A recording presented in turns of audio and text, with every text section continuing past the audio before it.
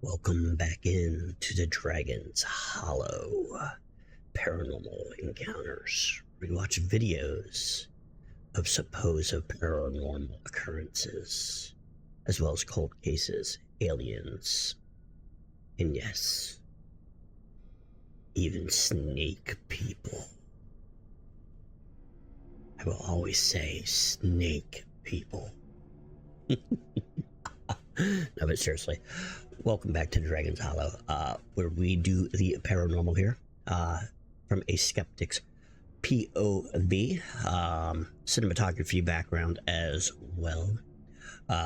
So yeah, we are going to continue down the rabbit hole. Tonight we have a case from the Mystery Archives on YouTube. Name is Martha Brossier, or Marthe. I don't know how you pronounce that in French. In France. I'm going to say Martha Brossier, of a supposed possession. I don't know who that is. Never heard about it, ever. So let's see what they're talking about and what we think. Let's do it. Wait, are you guys ready to see Martha Brossier's supposed possession documentary? Let's see what's cooking. Of our collective consciousness lies the eerie concept of demonic possession, a haunting notion that has lingered through the ages, weaving its tendrils into the tapestry of our faiths. It's a good voice. The horrendous thought of being consumed, of succumbing to inscrutable forces that dwell beyond the veil of our comprehension. This idea seems to resonate within the darkest corners of the human mind. We play on shadows and highlights. Even within our very souls. Within this pitch black realm, a profound event unfolds involving a young woman.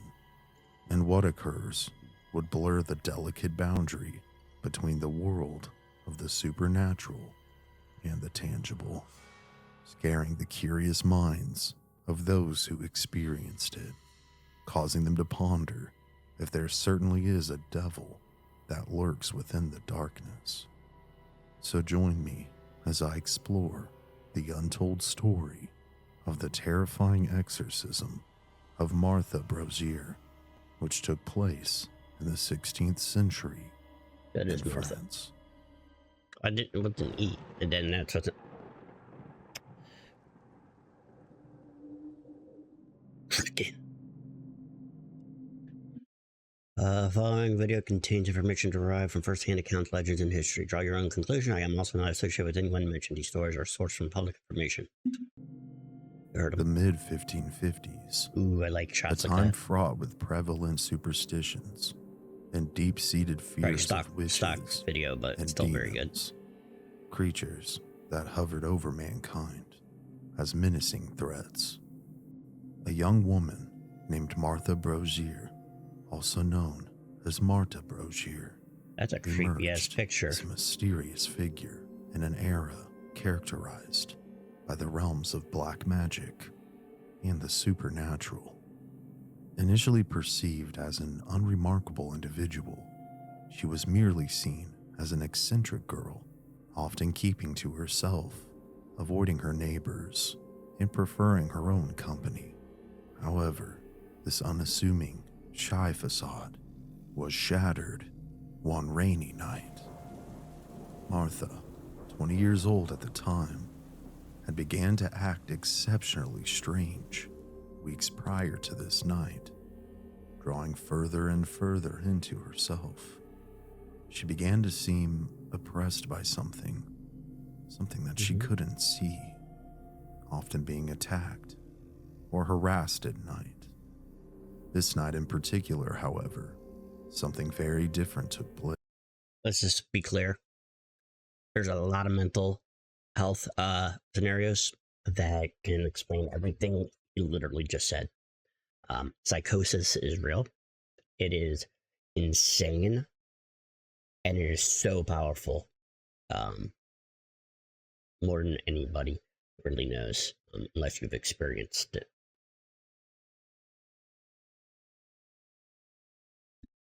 The petite woman Ain't no as fun. lightning crashed and rain pelted the outside walls of her home, unleashed a bone-chilling, demonic howl. This alerted her parents, who ran to see just what was happening. Upon opening the door to her room, they found their daughter perched in the corner of her room, upon her nightstand, contorted, her limbs twisting in unnatural directions. She then again opened her mouth and screeched, her god-awful screams being so loud that they even pierced the ears of nearby neighbors. Once again, mental with the health can chaos explain of the that. storm. Little did the family realize that night that this event would reverberate throughout the tumultuous year of Pretty gorgeous. 1576. Word spread like wildfire, and with So the heavily vibrant. religious lives of most Europeans at that time, these rumored, otherworldly screams soon sparked immediate suspicion. Suspicion that the young woman could have perhaps been involved in witchcraft, that the devil had made his way inside Martha Brossier. The out-of-the-blue emergence of Martha's inexplicable behavior soon cast a sinister shadow over her neighbor, a woman named Anne Chevreau. Suddenly, this calm and relatively charming woman found herself unjustly accused of bewitching Martha. Soon the accusations spiraled into a web of superstition. And this paranoia would ultimately lead to Anne's imprisonment. The color grades? She would be charged with the crime of practicing sorcery, a grim fate sealed by the village folk. Highlights and shadows, to further highlights and taint shadows the for a air reason. with an aura of malevolence and terror. The bizarre behavior of Martha, which had begun to escalate that rainy night in her room just weeks before, had seemed to only get worse. Alongside screaming in dual octaves and contorting into abhorrent, twisted positions, she began manifesting violent outbursts. She would try and attack anyone and everyone near her, even while contorted. Her teeth would gnash. Her voice emitted insults in a deep and guttural tone, as if several men were attempting to speak through her at once. Alongside this, blood-curdling screams occasionally burst from her. She began to roll her eyes into the back of her skull. She would extend her tongue to inhuman lengths, often biting in and laughing. She would also begin to converse in unfamiliar languages she couldn't have possibly known. These included English and Greek, alongside her native French. And even more disturbingly, she could speak these languages with her mouth closed, as if Martha was being used as a puppet. And alongside all of these unnatural symptoms, she also would boastfully move items without touching them. And when assaulting people or fighting restraints, she would show extraordinary strength, often taking multiple men to hold her down, and not without great struggle. As word spread about Martha, whispers of her alleged possession by demons, or even the devil himself, began to circulate. And in a surprising and extremely odd move, instead of recoiling in fear, her family embarked on a unique journey with Martha. They transformed her affliction into a macabre spectacle. They began traveling with her village to... Hold the fucking phone. Hold the...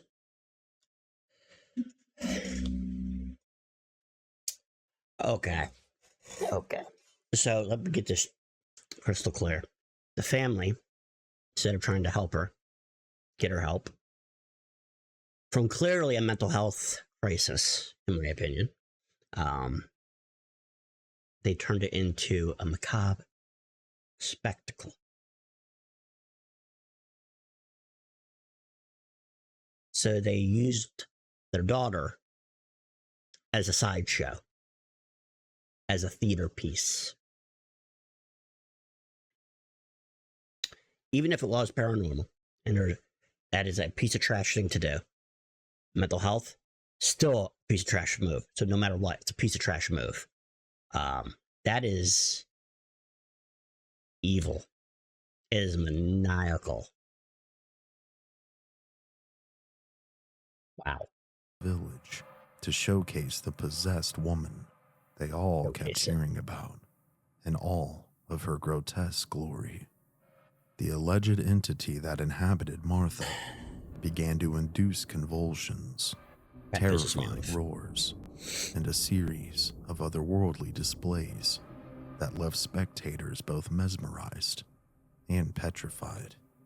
The bizarre nature of her manifestations, including her ability to speak with a sealed mouth, extending her tongue to unnatural lengths, contorting her body in unimaginable ways, and exhibiting superhuman leaps even while lying down, defied logical explanation and solidified her reputation as a genuine supernatural enigma.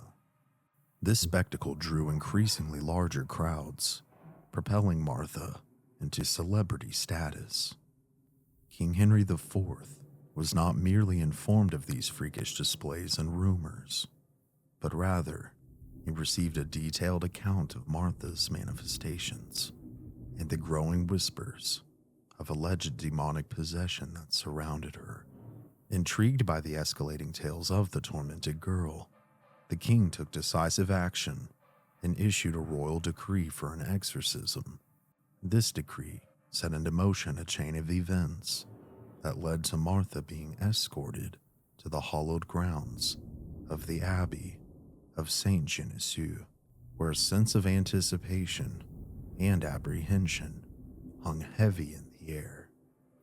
It's important to note that I couldn't find information on any prior exorcisms, but rather, her family seemed to be profiting off of her spiritual dilemma, like a deformed creature at some kind of carnival or circus. Awaiting Martha's arrival at the Abbey was the eminent Bishop of Paris, a figure of authority and piety, who stood ready to confront the story that had captured the attention This is an upsetting story. The entire kingdom. Accompanying the bishop was none other than the king's personal physician, Michel Marescot, a man whose skepticism towards the supernatural was well known. However, as Martha's case unfolded before him, Marescot found himself embroiled in a unique experiment that would test the very boundaries of his beliefs and challenge the established notions of demonic possession. For Marescot, this extraordinary situation presented an unparalleled opportunity to delve into the realms of the unknown, a chance to scrutinize the phenomena of possession with a keen eye for scientific inquiry. This exorcism, unlike any before it, became a crucible of investigation, where each detail, each reaction, and each utterance were meticulously observed and analyzed. As Martha stood on the precipice between the earthly and the ethereal, Marescot found himself at the forefront of a groundbreaking study that would ignite debates and discussions for years to come. The results of this unprecedented exorcism were not merely contentious, they became a focal point of scholarly discourse and theological deliberation, shaping the very fabric of beliefs and superstitions that permeated society. The revelations that emerged from this bizarre event continue to echo through the halls of history, leaving a lingering mystery that defies easy explanation. and challenges the perceptions of those who bore witness to Martha's ordeal. The physician, driven by his growing suspicions, meticulously orchestrated a covert plan to validate his doubts. With the utmost secrecy, he carried out a daring swap, exchanging the sacred relic, believed to be a piece of the true cross, with a piece of mundane wood. This strategic maneuver aimed to unravel the tale surrounding Martha's eerie episodes and delve into the depths of her unsettling manifestations. Upon Martha's arrival at the solemn abbey and the subsequent confrontation with the bishop, the stage was set for a dramatic unfolding of events. As anticipated, with the presentation of holy objects, Martha's demeanor swiftly transformed. In the blink of an eye, she plunged into a tumultuous whirlwind of violence. Her rageful movements shook the very foundations of the abbey.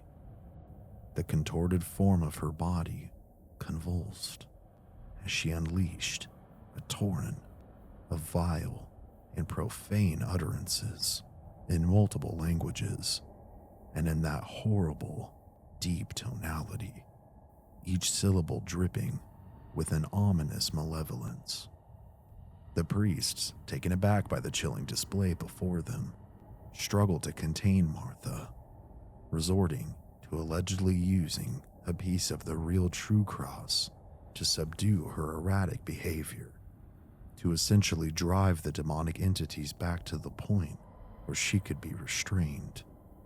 Yet after this occurred, the situation escalated once more to full-blown intensity, objects hurling about as screams echoed. Once again, amidst the chaos, the alleged piece of the true cross was brought near Martha, and this triggered another visceral reaction, one that sent shivers throughout the witnesses.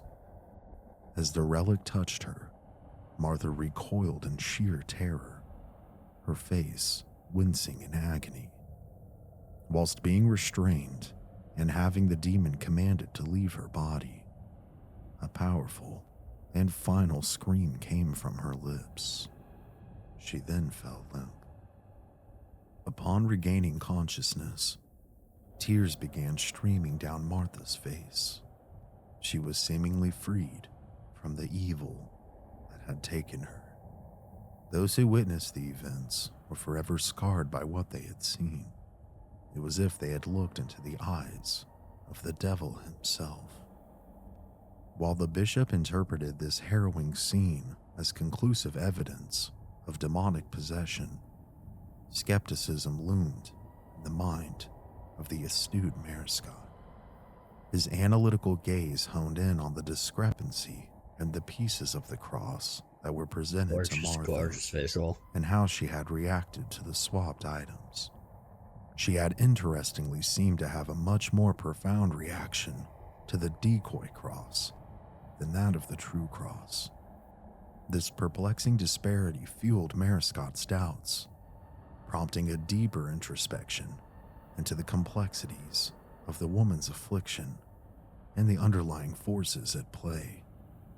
The intricate interplay of faith, skepticism, and the supernatural unfolded within the hollowed walls of the abbey, setting the stage for a riveting clash of beliefs and interpretations as the veil of uncertainty shrouded Martha's condition.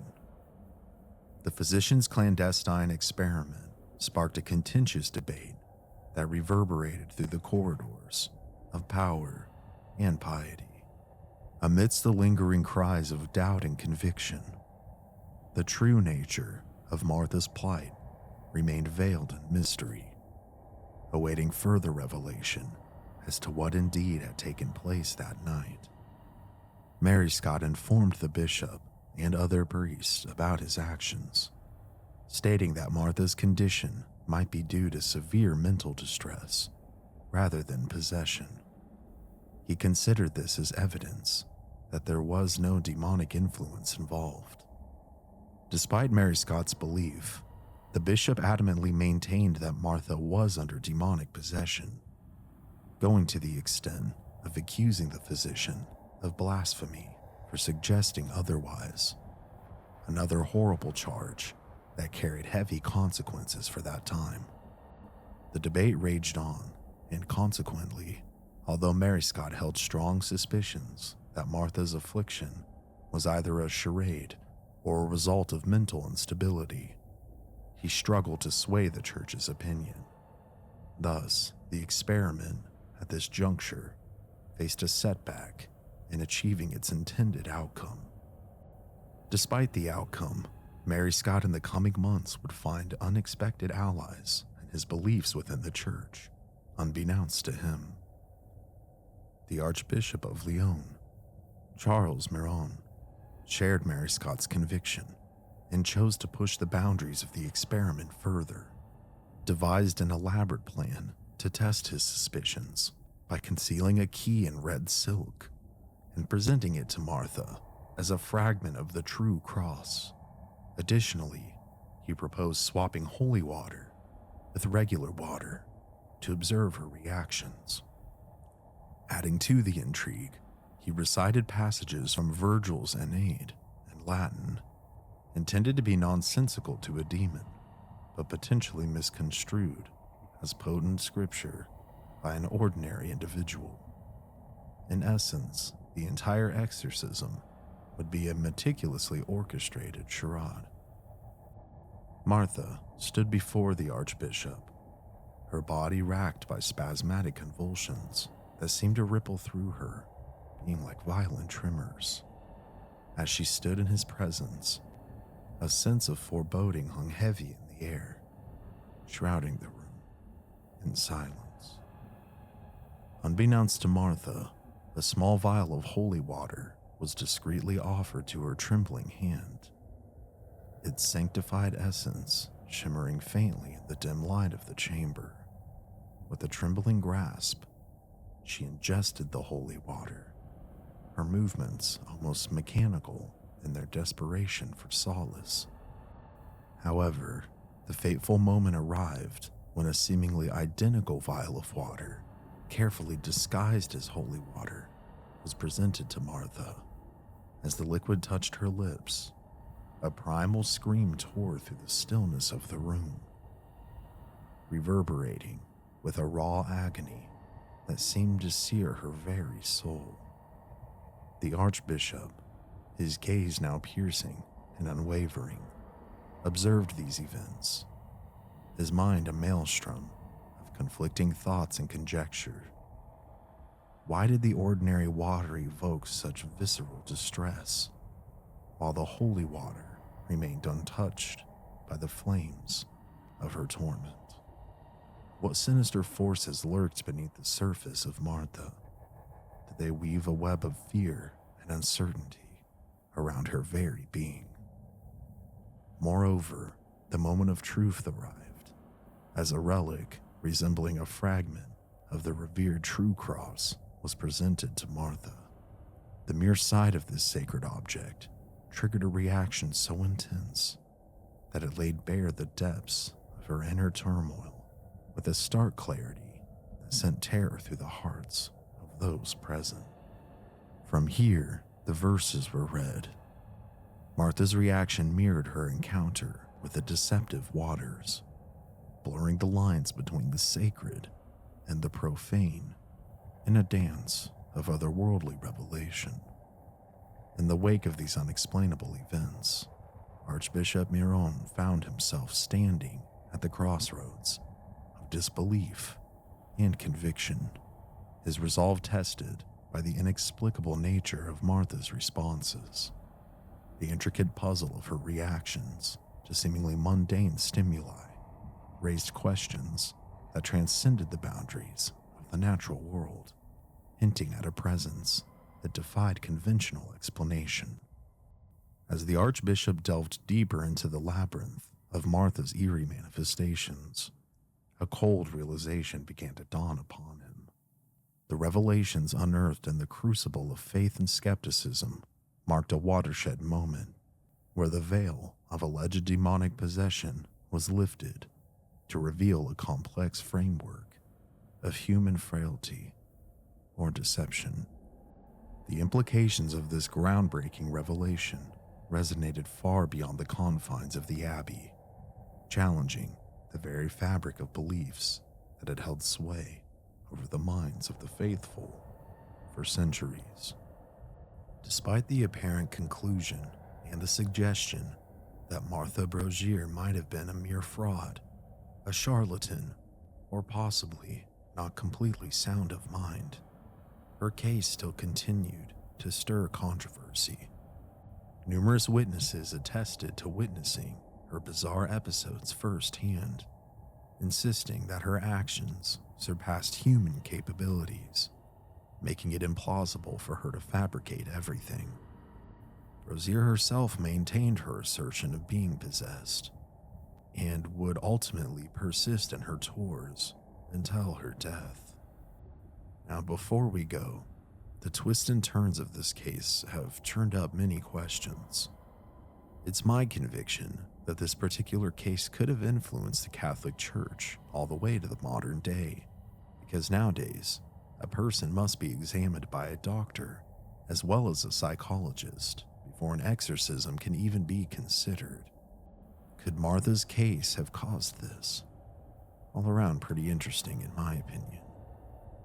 If the young woman was possessed, just how did this occur? Was she cursed, bewitched by someone else? Or was she herself dabbling with the dark arts?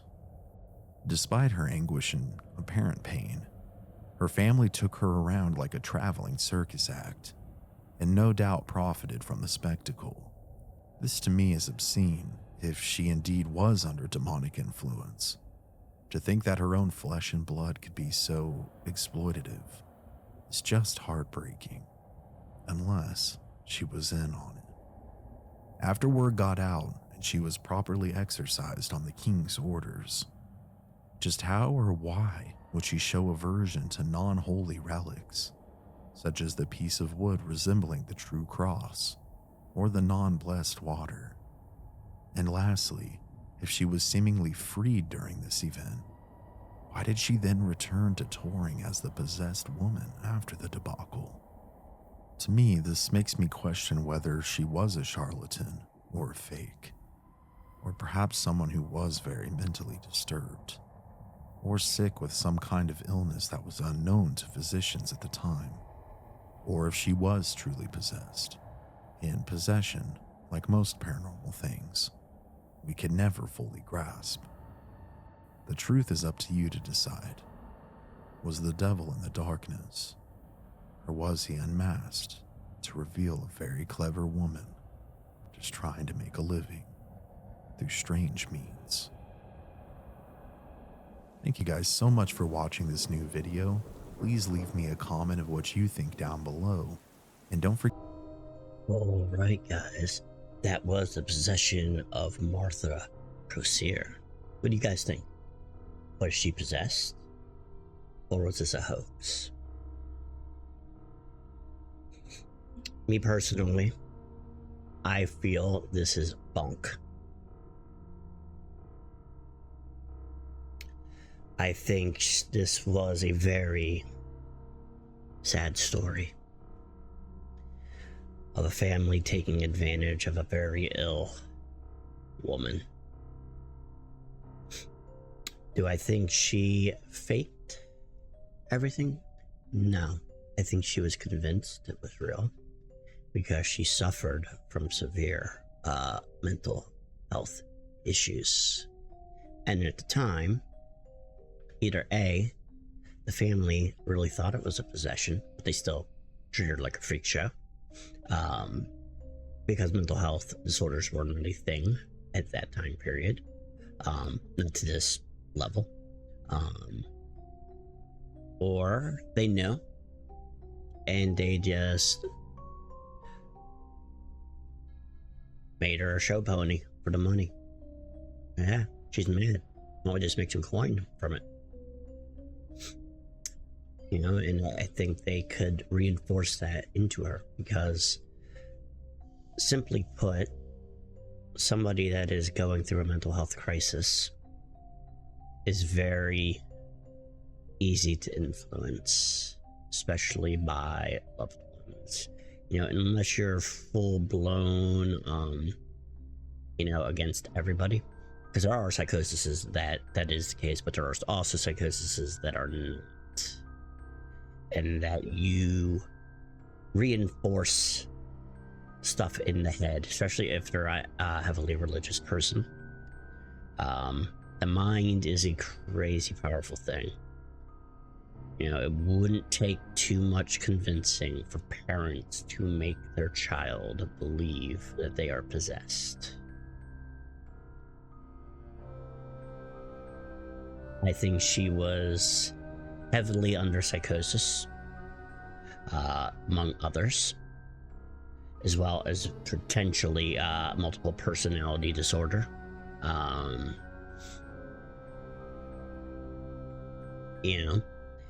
It is known that during severe mental health crisis, patients have been known to be able to alter their voice. They alter their personality. They become something else than what they are. Understand.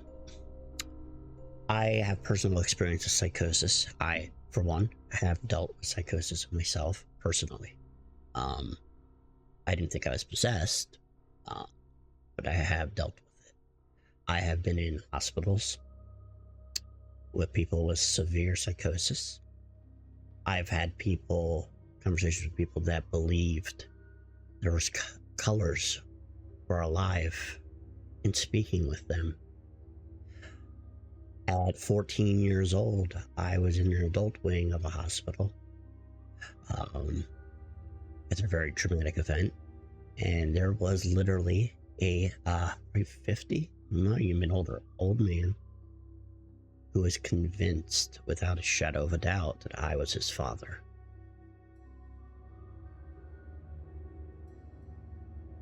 Point being is this: mental health disorders are powerful, nasty things at times. Your mind's powerful for good, but it's also powerful for bad. It can create things when it's out of control, especially out of your control, in order to deal with situations, traumatic events. Sometimes it just happens. Sometimes there's not really a good explanation to why it happened. So, in my personal experience of things, I don't believe she was possessed. I believe she believed she was possessed, and that her immoral parents poured their daughter out for profit.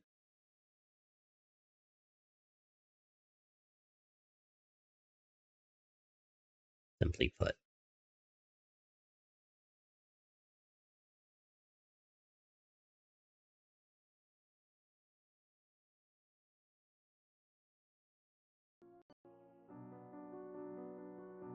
Good stuff. I think they were horrible parents. She was very unfortunate, and it's very heartbreaking on what they did to her. It bothers me to my core. So at the core of this story, it's not paranormal. It is simply people being evil and taking advantage of somebody that was not able to defend themselves due to situations that was beyond their control. That is my 2 cents. What do you guys think? What's your experiences with mental health to that level of psychosis? What's your understanding of this story? Do you think Martha Brossier was, in fact, possessed? Do you think she just thought she was possessed? Do you think she was the mastermind on this whole thing? What do you think of her parents? What do you think about this whole situation? And most importantly, do you believe? Till the next one.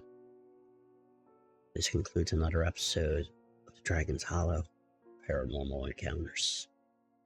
Don't forget, the official video will be in the description, as well as if you have any requests, the paranormal, even lizard people, aliens, cold cases, do drop the request down below in the comment section. And in case I don't have another video before then, Merry Christmas. I will see you guys on the next encounter.